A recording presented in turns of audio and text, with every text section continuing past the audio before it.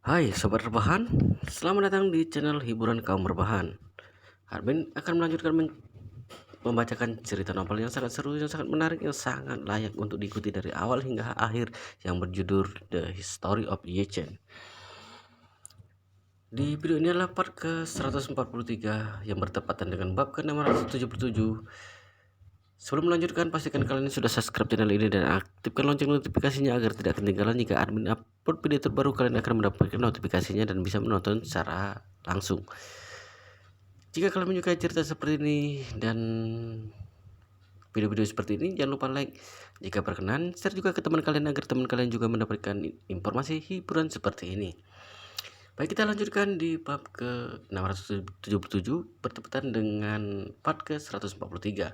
Keesokan paginya, setelah Ye-Chen sekeluarga selesai menyantap sarapan, mereka langsung menyetir mobil menuju ke pusat perabotan.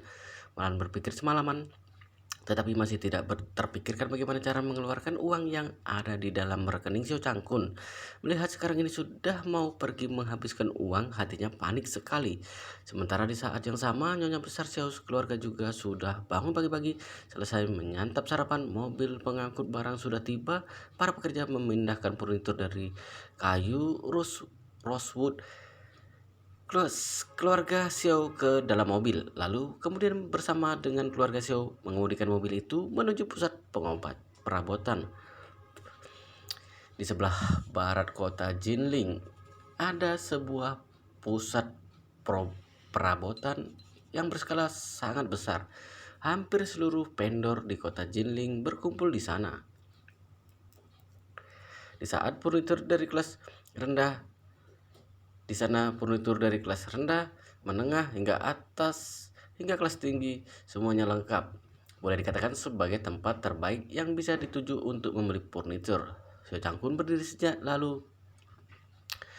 dipengaruhi oleh Tuan Besar Xiao, sangat menyukai barang kuno, bukan hanya suka membeli dan mengganti barang antik, namun juga menyukai furnitur bergaya klasik, terutama furnitur kuno yang dibuat dengan menggunakan kayu bagus. Furnitur dari bahan kayu rosewood yang ada di dalam villa keluarga Xiao itu sejak dulu disukainya. Hanya saja disayangkan barang itu tidak mungkin diberikan untuk dirinya, jadi dia hanya bisa berandai-andai.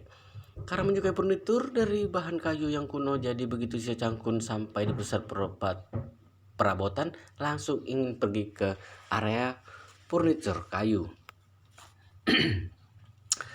Manlan yang melihatnya langsung pergi ke arah furnitur berbahan kayu, wajahnya langsung tampak tidak senang. Dia buka mulut dan berkata, "Xiao Changkun, kamu tidak boleh membeli furnitur berbahan kayu bobrok. Pulang ke rumah.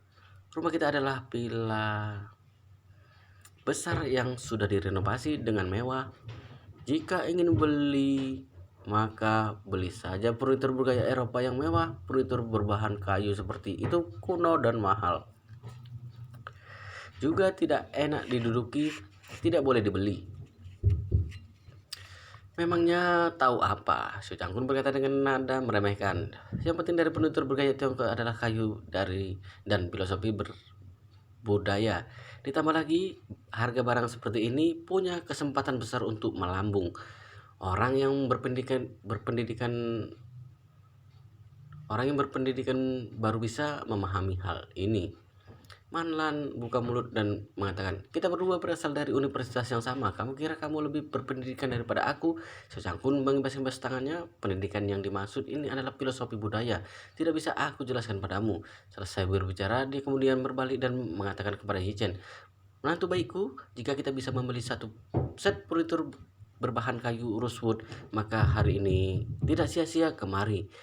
Ye-Chen mengangguk-angguk dengan tidak peduli lalu berkata, "Ayah, yang penting kamu suka saja." Manlan melihat Xiao Changkun tidak menghiraukan dirinya, merasa sangat kesal dan terus menghentakkan kakinya. Dia sudah akan mengamuk jika dibandingkan dengan dia yang biasanya.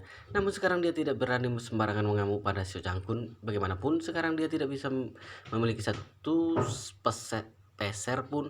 Jika menunjukkan sikap tidak senang sekarang, bukankah dia akan jadi sangat pasif? Jadi dia hanya bisa menarik Curan ke samping lalu buka mulut dan mengatakan, "Curan, kamu menasehati ayahmu jangan beli furnitur kayu yang mewah tapi tidak praktis, mahal dan jelek. Untuk apa? Sisakan beberapa ratus ribu yuan di bank. Apa tidak lebih baik digunakan untuk simpanan jika terjadi hal yang tidak diduga?" Securan berkata dengan pasrah, "Ibu, karena Ichen sudah memberikan uang itu pada ayah dan membiarkan ayah mengambil keputusan, maka kita jangan ikut campur lagi. Kamu ini, kenapa tidak memihakku sedikit pun?" Malang tidak menyangka ternyata Securan tidak sehati dengannya sama sekali. Dia seketika itu merasa kesal dan sedih. Securan berkata dengan nada serius, "Ibu, kamu sudah kalah bertaruh saat bermain kartu dan kehilangan begitu banyak uang.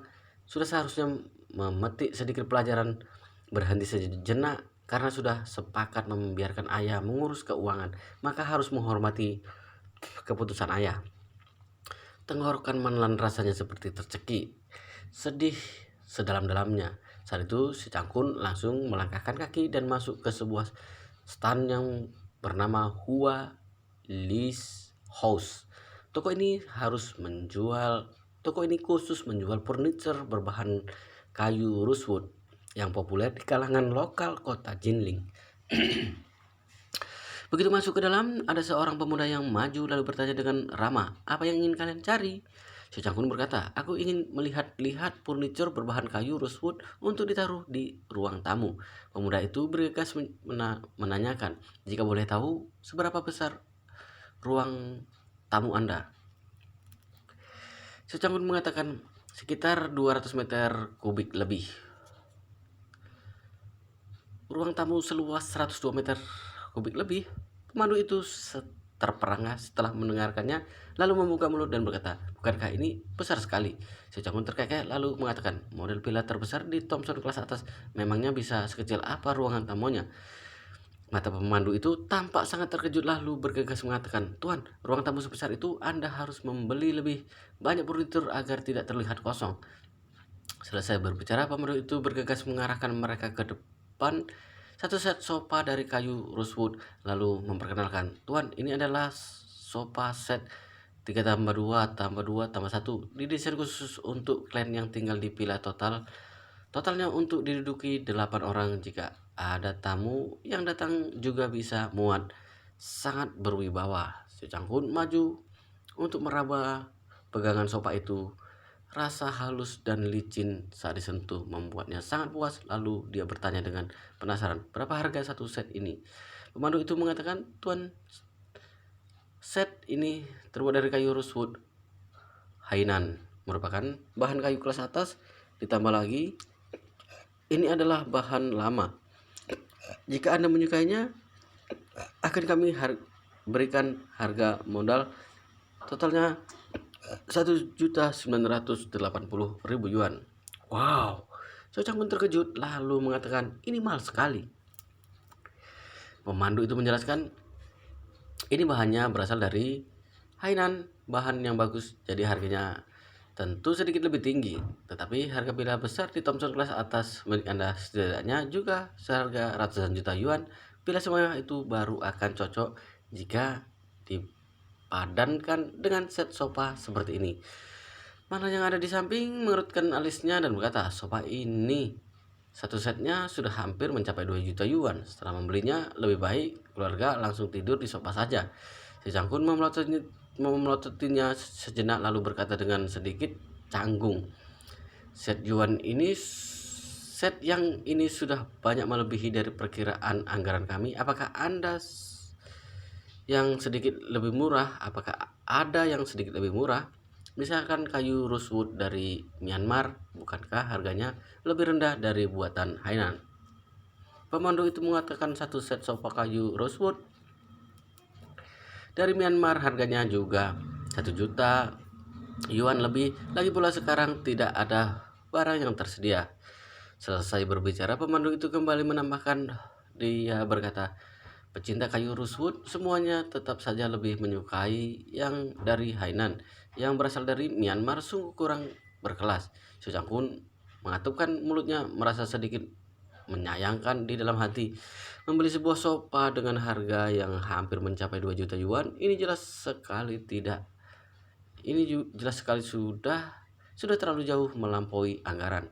Bagaimanapun di rumah bukan hanya ada sofa yang harus dibeli, tapi masih harus membeli furnitur ruang tamu dan alat elektronik rumah lainnya, setidaknya furnitur dari 2 buah kamar, furnitur di dapur, beserta alat elektronik di kamar. Boleh membeli yang tidak terlalu bagus untuk furnitur di kamar tidur juga furnitur dapur, tapi setidaknya harus menyisakan setidaknya 100.000 yuan baru cukup. Jadi jika ingin membeli satu set sofa yang bagus, harganya tidak boleh melebihi 1.400.000 yuan. Lalu dia buru-buru bertanya pada pemandu jika memesan satu set yang bahannya dari Myanmar, kira-kira berapa lama bisa dikirim. Kalau ini pemandu itu berpikir sejenak lalu mengatakan, paling cepat juga harus 1 bulan. Anda juga tahu bahan kayu seperti ini pembeliannya sedikit merepotkan, harus menunggu kayunya masuk lalu dikirim ke pabrik untuk diproses. Setelah selesai baru kemudian dikirim ke kota Jinling. Waktu perjalanannya cukup lama. Ini lama sekali. Su Changkun berpikir di dalam hati, tidak mungkin setelah sekeluarga pindah ke sana, ruang tamu bahkan tidak memiliki sofa, bukan? Kelihatannya dia terpaksa harus melihat sofa lain yang harganya lebih murah. Baru saja dia berpikir demikian, tiba-tiba terdengar sebuah suara yang familiar yang mengatakan, "Apa bosnya ada? Apakah menerima furnitur kuno bekas kayu rosewood Hainan?" Su Changkun menoleh dengan refleks mendadak. Matanya bertemu dengan mata kakak pertamanya, Su Changgan, yang melangkah masuk ke toko. Su Changgan tidak menduga ternyata bisa bertemu dengan Su Changkun. Keluarga di sini begitu teringat akan dirinya yang terpuruk seperti ini, dia hampir saja refleks ingin membalikkan badan dan pergi dari sana. Sementara sekarang ini seorang pria berjalan keluar dari dalam toko, melihat Su Changkun, lalu bertanya dengan suara yang keras, "Kamu yang mengatakan ingin menjual furnitur berbahan rosewood Hainan?" Su Changkun bingung setelah ditanyai oleh bos itu. Dia jelas datang untuk membeli furnitur, kenapa jadi ingin menjual? Lalu dia mengatakan pada bos itu, "Aku datang untuk membeli furnitur. Apa kamu mengerti?" Pemandu itu juga bergegas mengatakan, "Bos, tuan ini ingin membeli satu set furnitur berbahan kayu rosewood." Selesai berbicara, dia kemudian menunjuk Xiao Changgan yang baru saja masuk, mengatakan, "Tuan ini yang ingin menjual furnitur." Baru kemudian bos itu tersadar, lalu dengan tergesa-gesa mengatakan pada Xiao Changkun, "Aduh, sungguh maaf, aku yang salah." Kemudian dia kembali menatap Xiao Changgan lalu bertanya, "Tuan, kamu yang ingin menjual furnitur?" Mendengar Xiao Changkun mengatakan bahwa dia datang untuk membeli furnitur, Xiao Changgan pada saat itu juga ingin sekali memutar badannya dan pergi. Biar bagaimanapun dia juga tidak ingin ditertawakan oleh Xiao Changkun. Namun toko ini merupakan toko jual beli furnitur kayu rosewood terbesar di kota Jinling, juga merupakan toko sampai sekarang ini menerima furnitur kayu rosewood bekas dan dengan harga paling bersaing di pasaran. Jika dia memutar badannya dan pergi, bisa jadi saat pergi ke toko lain, dia jadi menjualnya dengan harga lebih rendah ratusan ribu yuan. Lalu dia juga hanya bisa dengan terpaksa mengatakan pada bos itu, "Benar, aku punya set sofa kursi dari bahan kayu rosewood Hainan yang ingin dijual. Semuanya merupakan barang lama." Bos itu bergegas tersenyum dan mengatakan, "Bagus, tempat kami mengutamakan furnitur kayu rosewood dari Hainan. Di mana barangmu? Boleh aku lihat dulu?" Xiao Changgan menatap Xiao Changkun sejenak dengan tatapan kikuk, lalu berkata dengan suara rendah, "Barangnya ada di dalam mobil. Mobilnya berhenti di parkiran. Kamu boleh ikut denganku." Xiao Changkun saat ini sedang menatap Xiao Changgan lalu merasa terkejut di dalam hati karena peristiwa Qian Hokian yang kabur dengan membawa pergi uang. Xiao Changgan akhir-akhir ini sangat gusar, di saat yang sama juga punya banyak pikiran. Jadi dia tampak kurus sekali, rambutnya juga berubah putih dalam sekejap saja tampak sedikit terpuruk. Xiao Changkun sungguh tidak pernah melihat kakak pertamanya yang lemah seperti ini. Dan di sisi Xiao Changgan juga diikuti oleh Nyonya Besar Xiao beserta putra dan putri Xiao Changgan. Keempat orang tua dan keturunannya ini tampaknya sangat lemah sekali, terutama Nyonya Besar. Ekspresi wajahnya sungguh buruk. Begitu teringat akan menjual furnitur mahal yang ditinggalkan oleh suaminya, hati Nyonya Besar Xiao ibarat tersayat pisau. Tidak hanya sakit tapi juga meneteskan darah. Terlebih lagi mendadak bertemu dengan Xiao Changkun beserta para anggota keluarga Xiao Changkun yang juga berada di sana. Seketika saja raut wajahnya berubah menjadi semakin buruk. Xiao Changkun ragu sejenak, lalu akhirnya menghampiri. Dia membuka mulutnya dan bertanya sejenak, "Ibu, kakak pertama, kenapa kalian datang kemari?" Xiao Changgan mendengus dingin sejenak. "Ada apa? Kami tidak boleh datang kemari." Xiao Changkun bergegas mengatakan, "Bukan itu maksudku. Tadi kamu bilang ingin menjual furnitur kayu rosewood Hainan. Apa itu peninggalan dari ayah kita?" Xiao Changgan seketika itu marah besar. Dia membuka mulut dan bertanya, "Apa kaitannya denganmu?" Selesai berbicara, dia juga malas menghiraukan Xiao Changkun, lalu berkata pada bos itu, "Kamu ikut denganku untuk melihat barang saja." Baik, bos itu mengangguk-angguk lalu keluar dari toko bersama dengan Xiao Changgan. Nyonya Besar Xiao saat itu mengurutkan alisnya dan menatap Xiao Changkun, kemudian bertanya dengan nada dingin, "Untuk apa kalian kemari?" Meski dari luar Xiao Changkun memang sudah putus hubungan dengan Nyonya Besar, namun bagaimanapun juga dia tetap adalah ibu kandungnya. Pasti akan ada sedikit rasa hormat dan segan saat bertemu. Lalu dia menjawab dengan hormat, "Ibu, Villa Yi Chen sudah selesai direnovasi. Kami datang untuk mencari sedikit furnitur agar bisa dipindah dan tinggal di sana."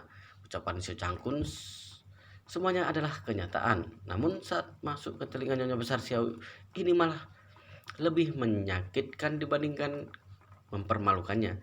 Dia sendiri sekarang ini sudah hampir diusir keluar dari villa, bahkan sudah akan mulai menjual beberapa barang yang ditinggalkan oleh suaminya. Namun Xiao Changkun sekeluarga yang diusir dari rumah olehnya malah hendak pindah ke villa super mewah Thomson kelas atas. Bukankah ini berarti sedang mempermalukan dengan ucapan? Begitu teringat bahwa Thomson kelas atas merupakan villa terbaik di kota Jinling, Nyonya Besar merasa sangat tidak senang. Lalu dia berkata dengan geram, "Kamu ini sengaja pamer padaku? Sengaja menertawakanku, bukan?" "Bukan," Xiao Changkun berseru dengan nada merasa disalahkan. Lalu dia bergegas menjelaskan, "Ibu, saya tidak bermaksud begitu. Anda tidak menanyakan tujuan kedatanganku kemari, makanya aku menjawab dengan jujur." Manlan yang melihat Xiao Changkun tampak begitu merendah di hadapan Nyonya Besar Xiao merasa sangat tidak senang di dalam hati. Nyonya Besar Xiao menindas dirinya selama bertahun-tahun, sekarang sudah terpuruk hingga ke tahap akan menjual furnitur bekas, tapi masih saja bersikap angkuh begitu. Untuk siapa dia memasang tampang tidak senang itu? Begitu terpikir sampai di situ, Manlan kemudian segera berjalan maju ke depan lalu berkata dengan nada menertawakan, "Aduh, astaga, kenapa datang kemari? Masih ingin menjual furnitur yang ditinggalkan oleh ayah? Apakah keluarga Xiao sudah miskin sampai jadi seperti ini?" Nyonya Besar Xiao melihat sindiran yang dilontarkan oleh Manlan juga sikapnya yang menertawakan orang, seketika itu merasa marah besar. Dia membuka mulut dan mengatakan, "Malan, siapa yang memberimu nyali untuk berbicara seperti itu padaku?" "Aduh," Malan memiringkan bibirnya lalu mengatakan, "Apa yang perlu disombongkan? Sudah hampir bangkrut, masih menganggap diri sendiri sebagai kepala keluarga. Tidak takut malu?" Mendengar Malan yang ternyata berani menyindir diri sendiri, Nyonya Besar Xiao segera membuka mulutnya dan memaki, "Malan, bagaimana sikapmu bicara denganku? Apa kamu masih menganggap aku sebagai ibu mertua?" Malan berkata dengan nada meremehkan, Aku tahu kamu tidak menganggapku. Yang kamu sukai adalah menantu bersamamu, Kian Hokian. Namun menantu besarmu itu juga bersikap cukup berbakti padamu. Kabarnya dia menyelingkuhi putramu, lalu membawa kabur seluruh tabungannya. Bicara sampai di sana, Manlan menghela napas keras lalu dengan sengaja memarahi, kakak ipar ini sungguh kejam. Jika meninggalkan 1 atau 2 juta yuan untuk kalian, kalian juga tidak perlu sampai pada tahap menjual furniture yang tragis begini. Nyonya besar Xiao memaki dengan murka. Malan, kamu wanita jalang, tidak seharusnya aku membiarkanmu masuk ke dalam keluarga Xiao kala itu. Manlan berkata dengan nada merendahkan, maaf, kami sudah meninggalkan keluarga Xiao sekarang, tidak lagi berada di dalam keluarga Xiao. Lagi pula, bila bobrok keluarga Xiao itu sudah terlalu tua dan usang, kami sudah lama tidak tertarik padanya. Aku beritahu kepadamu, kami akan langsung pindah ke Thompson kelas atas begitu selesai membeli furniture hari ini. Villa dengan luas ribuan meter, semuanya direnovasi dengan mewah, tinggal di dalam sana ibarat hidup seperti kaisar dan ratu. Namun wanita tua sepertimu ini tidak punya kesempatan lagi untuk menempatinya seumur hidup.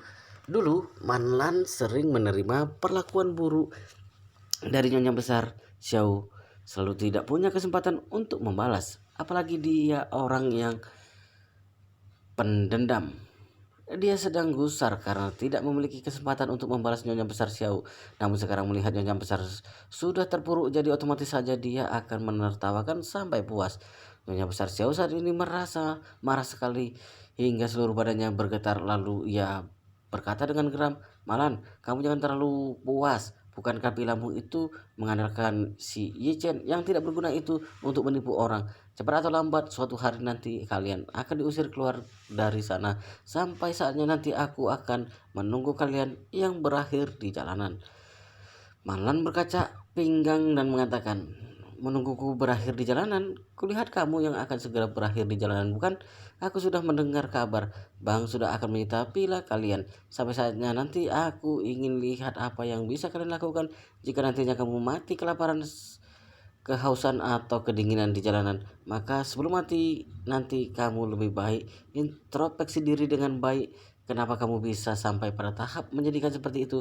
Apakah itu merupakan balasan karena sudah terlalu banyak melakukan kejahatan selama ini?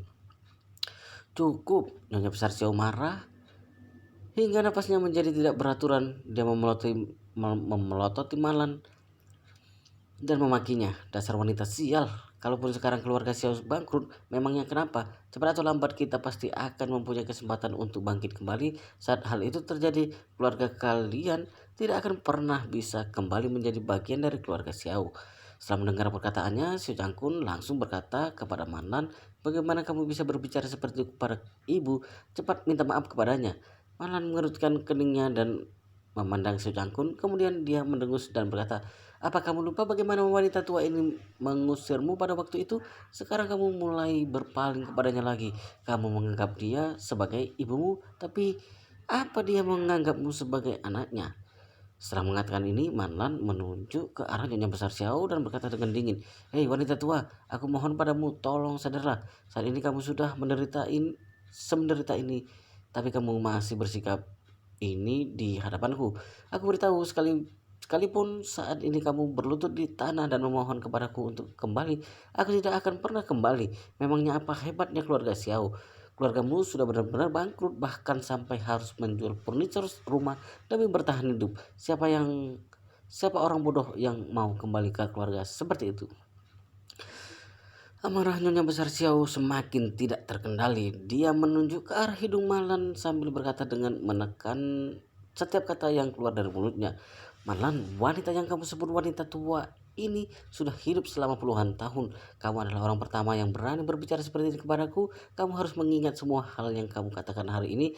Cepat atau lambat suatu hari nanti aku akan mematahkan kakimu untuk membuatmu berlutut dan bersujud kepadaku untuk meminta maaf. Marlan tersenyum menghina. Apa katamu? Kamu wanita tua yang sudah tinggal tulang ini ingin mematahkan kakiku? Kemarilah, ini kakiku. Kalau kamu mempunyai kemampuan untuk mematahkannya, silakan saja. Silakan coba patahkan kakiku ini sekarang juga.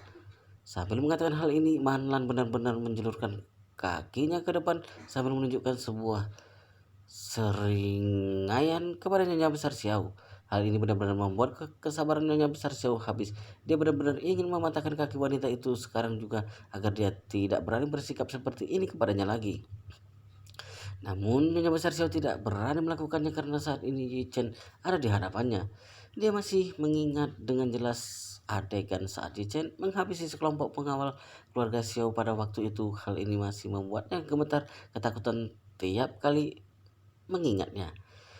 Xiao Hailong sebenarnya adalah orang yang sangat arogan, namun sekarang saat berada di hadapan Yi Chen, dia sama sekali tidak berani berbuat macam-macam. Dia hanya melirik ke arah neneknya yang dihina habis-habisan oleh mantan. Tanpa berani melangkah maju untuk membantu neneknya itu, dia hanya bisa bersembunyi di belakang wanita tua itu dengan wajah kesal. Tepat pada saat ini, Xiao Changgan sudah kembali bersama dengan pemilik toko dengan wajah yang terlihat suram. Begitu dia kembali, dia langsung berkata kepada Nyonya Besar Xiao, "Ibu, ayo kita pergi dari sini. Harga yang mereka tawarkan terlalu rendah."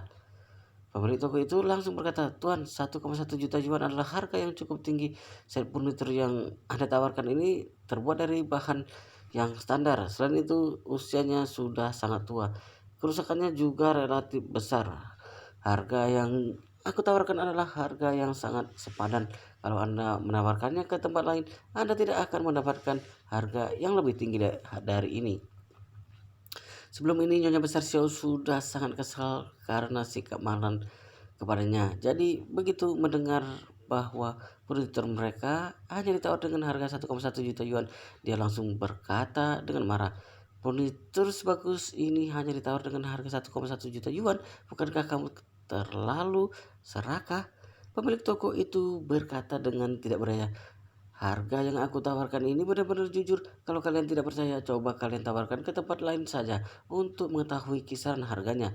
Nyonya Besar Xiao mendengus dingin lalu berkata kepada anggota keluarganya, "Ayo kita pergi ke toko lain. Aku tidak percaya dengan tempat ini." Saat ini Su Changkun buru-buru berkata, "Ibu, bagaimana kalau furnitur ini aku beli dengan harga 1,2 juta yuan? Sejujurnya aku sangat menyukai furnitur milik ayah itu."